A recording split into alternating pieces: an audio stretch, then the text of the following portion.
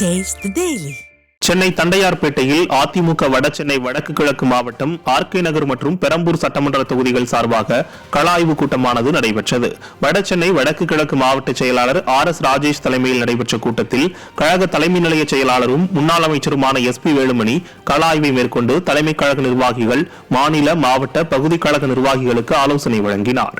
இதில் கழக நிர்வாகிகள் கலந்து கொண்டனர்.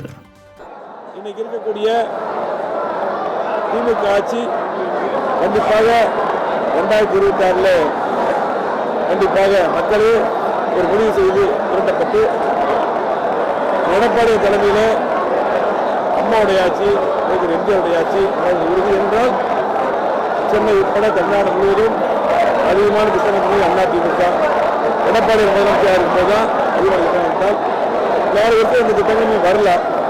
உங்களுக்கே தெரியும், பொதுமக்களுக்கு தெரியும், மத்திய நண்பர்களுக்கு தெரியும். கண்டிப்பாக தமிழ்நாடு முழுவதும் ஒரே குரல் எடப்பாடி முதலமைச்சர் வர வேண்டும். மீண்டும் அதிமுக செய்த சாதனைகள் தாலிக்கு தங்க நிறுத்திட்டாங்க, அதே போல மடிக்கணி நிறுத்திட்டாங்க, அம்மா மொழி கிளினிக் நிறுத்திட்டாங்க, சொல்லிட்டே போல அம்மா பரிசு படம் நிறுத்திட்டாங்க, எல்லா திட்டங்களும் நிறுத்திட்டாங்க. அம்மா கொண்ட திட்டங்கள் மக்களுக்கு தேவைப்படுத்தணும். அந்த திட்டங்கள்லாம் மீண்டும் எடப்பாடி முதலமைச்சராக வந்தது மீண்டும் வரும்.